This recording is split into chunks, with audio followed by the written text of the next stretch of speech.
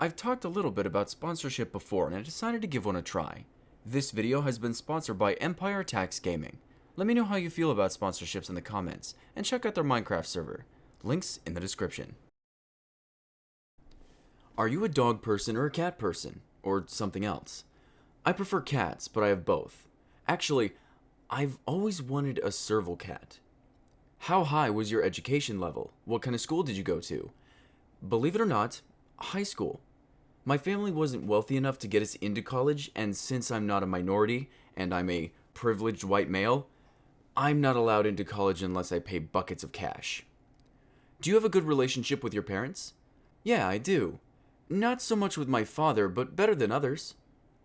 Do you have a tragic backstory in case you become a superhero? I actually have a few. I'm not going to pretend my childhood was the worst. I mean, everyone kind of has it rough these days. But yeah, I could pick and choose. Who is your favorite game developer? Obviously EA. Okay, if I had to pick a AAA developer, I think I would pick Rockstar. They make the kind of games that I like, except for stealth. They don't really program good enough AI for stealth, and I really like stealth games. But I don't like Ubisoft and Konami too much right now, so I think I would pick Rockstar. If I had to pick an indie developer, I would pick Edmund McMillen.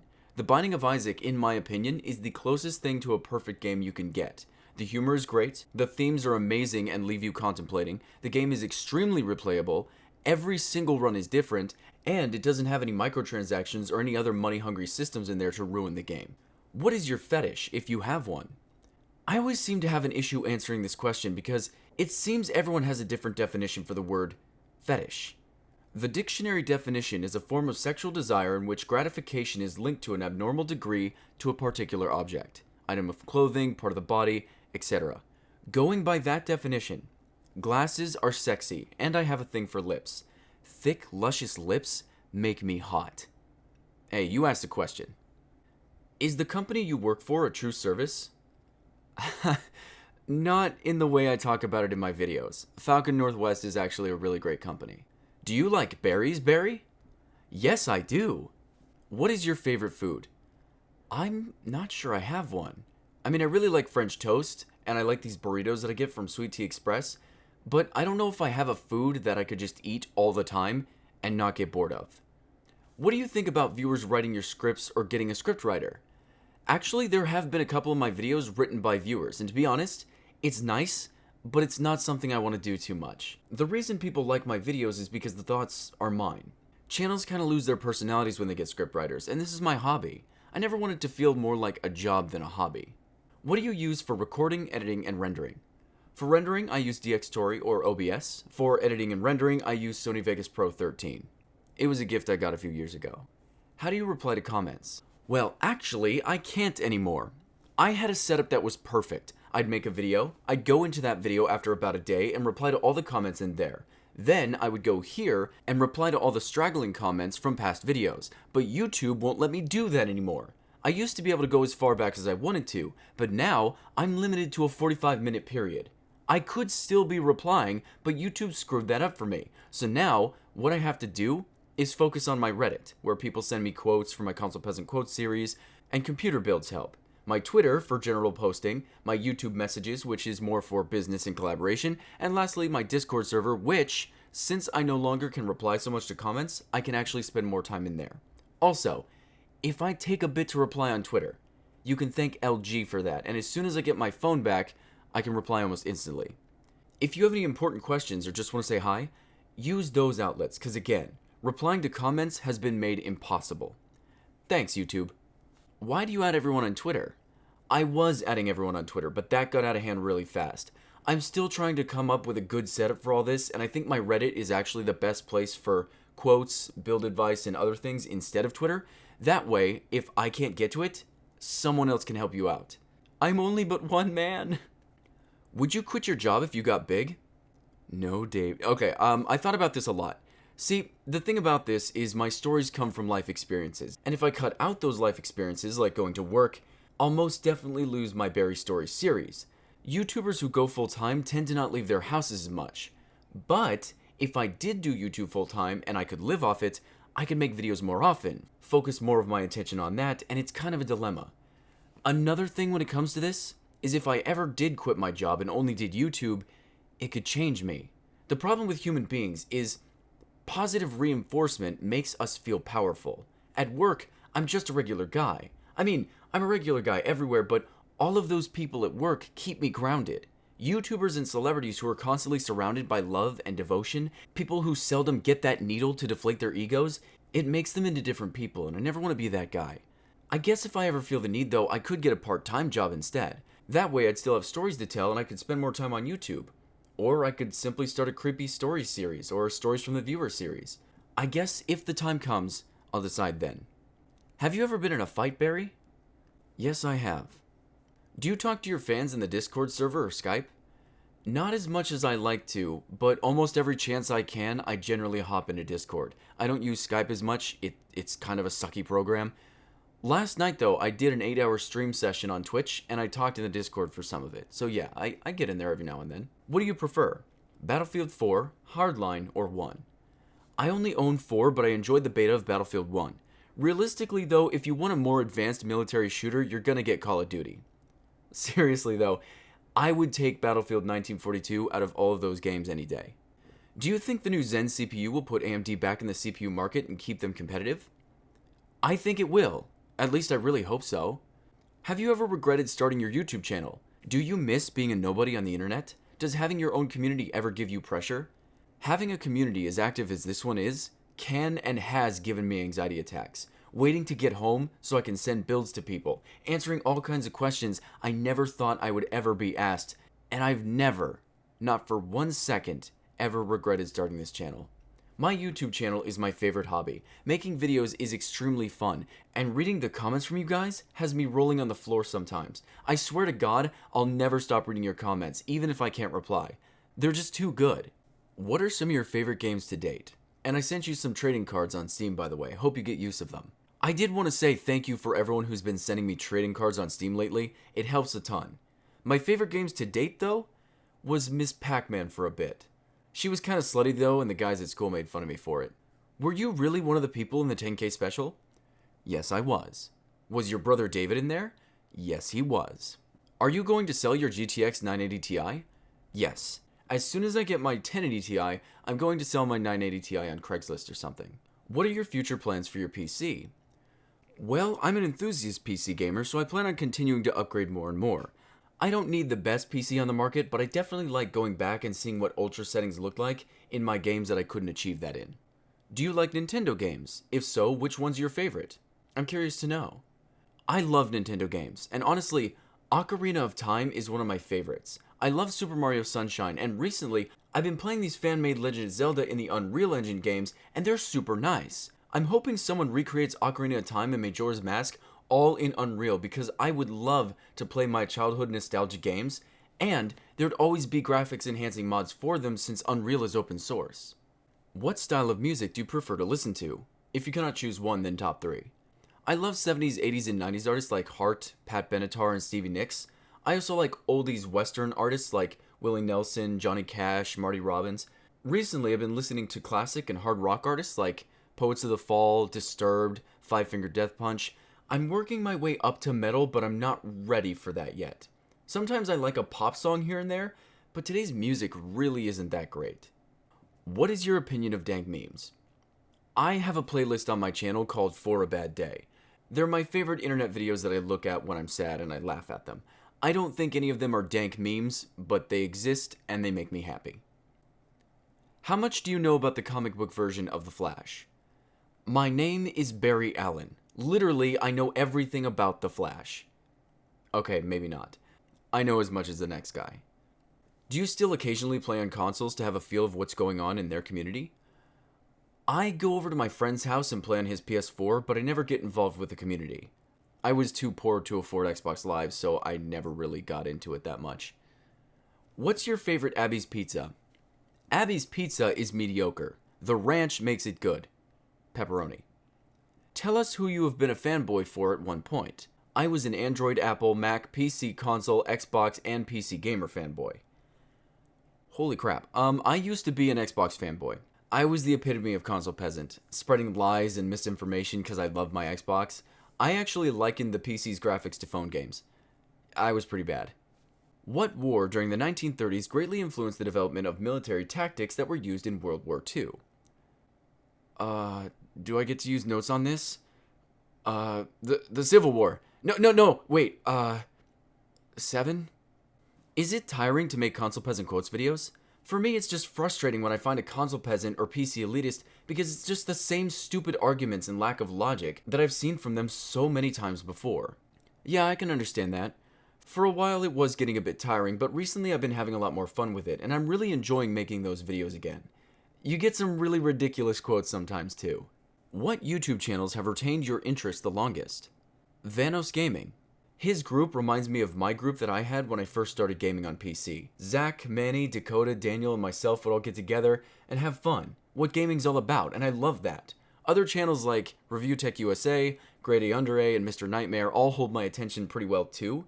iDubbbz and H3H3 are cracking me up recently, but a channel that I watched from the beginning? If Adam West Lapdog still made videos, I think I would watch his stuff. How long have you been on PC gaming / anything to do with PCs? Work, gaming, etc.? When I was 13, I got my first computer all to myself, and I would game on that a tiny bit, but it was an XP. Then the Xbox 360 came out, so I had my impressions of PC gaming, and it was fun, but it just wasn't for me at the time. Favorite kind of potato? These are the important questions. Probably the PS4. Are you a real villain? Why do you ask? What is the best way to learn about PCs for gaming? E.g., knowing what PC parts is and which ones are good, how to get into it, etc. I'm actually working on a PC component series, but until that's done, PCPartPicker.com is a great site for it. Building my own PCs online taught me a lot. Also going to our PC Master Race on Reddit. It's not as pretentious as it seems, and clicking through there taught me a lot as well. What are your thoughts on The Witcher 3? I love it, and I love the developers. I would give CD Projekt Red money just for existing. What is the strangest thing you've ever seen? In real life? Well, I was headed to a scavenger hunt that was being sponsored by Southern Oregon University. It was located in a city called Ashland. Anyway, I'm driving there, it's 7 in the morning, it's cold outside, probably 22 degrees, and I come to a stoplight. An elderly woman starts crossing the street, and she was the strangest thing that I've ever seen. She was wearing a paper-thin blue nightgown, flip-flops, she had a faded pink hat on, short hair that went down to her shoulders. Her hair was all torn up into what looked like, you know those dreadlocks where you don't wash your hair for a few weeks, and then it kind of just sticks together? Which was the first time I'd ever seen this. And then, she was hunched over, and as she was walking, she was using a pool noodle as a walking stick. I just sat there jaw-dropped as she crossed the road. What's your opinion of the company RAZER? What do you think of their products? I think RAZER has good ideas, but they kind of make test-run products, and then other companies improve on them. For instance, their controllers are great, but their cords are awful. The cord will die within a week. I myself had a RAZER Chroma, and the keys get stuck all the time. So I go to type hello, and I have a million L's and O's jetting across my screen. Again, good concepts, but other companies just do their ideas better. Barry, what are you looking forward to? Films, games, TV series, etc. I don't generally get hyped up for movies and games that often. Oh no, wait! Netflix is making Death Note. I really want to see that. Hey Barry, what got you interested in gaming in the first place? My mother and father. When I was 5 years old, my brother and I had a GameCube. Before that, we had to go to our cousin's house and play games on the NES or 64. After that, I was given an original Xbox because the 360 had just come out. And then halfway through the 360's life, I went and got one on Black Friday. It was like 2 to 3 years later I switched to PC, but yeah, it all started with the GameCube. I mean, we had a Wii, but I never played on that thing. I know you made a video sort of about this, but I want to know where you want your channel to become, not what it is now. Are you trying to be a story/rant/commentary channel like Luna? Are you trying to become a community leader like Linus, or are you trying to be an icon, and I use that term lightly, like Jay's 2 cents, or maybe somewhere in between? I haven't been a subscriber very long, maybe a month or two, but I like your channel, you're just a bit all over the place. I know what you mean, and I seriously appreciate this question. I am all over the place, and I think that's what I want. A lot of channels offer a certain something for their viewers. They tell stories, or they talk tech, or they have a funny series, or they talk politics, and I think I have a lot more to offer than to limit my channel to one thing. I love being able to make videos that I want, and maybe that makes me feel a bit messy, but I like to think I'm a man of many hats, and I really don't want to limit myself. My channel isn't a movement. I don't want to be an icon or a leader, nor do I want to follow in anyone else's footsteps. I make the videos I make because I enjoy making them. It's become my favorite hobby and second job, and I love it. Do you prefer keyboard and mouse or controller? If controller, which kind do you prefer? Keyboard and mouse all the way. I use controllers in some games, but most of the time, I'm a keyboard and mouse kind of guy. I prefer the Xbox 360 controller though. Can you explain the deeper meaning behind the Everything is Person-to-Person series? To look at things from every angle and show people that every single human being is different and can contribute in a unique way to everything else. Too much today, people say that all white people are racist, all PC gamers are elitist, all religious people are terrorists, and this generalization ruins progressive behavior. I want to do my small part in opening people's minds just a little bit and show them that there are always other angles to see from. That's why I make the Person-to-Person series. Have you ever tried a flight sim like DC's World? You seem like the type of person who is mature enough and likes flight sims in general. Am I wrong here? By flight sims, do you mean stealing a jet in GTA? What's the most expensive piece of computer hardware you've ever touched/handled? Individual components. I build PCs with dual Quadros and Xeon processors sometimes. If you don't know, those parts individually are like $5,000. How often does a PC need to be upgraded? Well, it really depends on the person. For me, I like upgrading almost any generation. I sell my old card for half its price and then buy a new card for the remainder. But I have heard of people who built a PC back in 2001 and the only thing they've upgraded was the operating system. They still run games fine, even new games. What is the biggest drawback for PC? Well, as you know, everything has its pitfalls. I think the biggest issue is not an issue yet, but will be. Cross-platforming is such a good idea, and PlayStation users and Xbox users could easily game together one day. But, because our hardware is different, it could end up segregating us. Now, there could be games that detect controllers so that if you're using a controller, it'll let you in lobbies where console gamers are playing. But it would just be easier for devs to say, nope, suck it. As of right now, though, I think the biggest pitfall is DRM. If you're a PC gamer and you want to play video games, there are a few publishers that will force you to use DRMs. It's not really something you can avoid unless you find a DRM-free version or you pirate the game. But if you want to get a game the legitimate way, you sometimes have to go through the DRM, and it can be sucky, but really it's not a huge inconvenience. I'm trying to think of something worse than that, but nothing comes to mind that all PC gamers go through. Java or .NET? I'd rather have my Java and a donut, thank you very much. How do you feel that you've grown so much? It's great and not. On the one hand, I'm getting so many people asking for computer help, wanting to talk to me, wanting to see more videos from me, and I love that. On the other hand, I have less time to dedicate to replying. I can definitely feel swamped a lot, and YouTube has always kind of come between me and my social life. I do need to start gaming with my old friends again, hanging out with my IRL friends more, and maybe I can incorporate them somehow so they don't feel like I've let YouTube take over my life, and I don't feel that I'm not working hard enough on YouTube. It sucks, because there's a lot to juggle sometimes, but I love it all too much, and if I really wanted to change so badly, I'd get it done.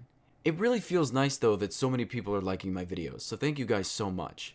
Why Bulletbarry? Well, I told this story once, but I'll tell it again.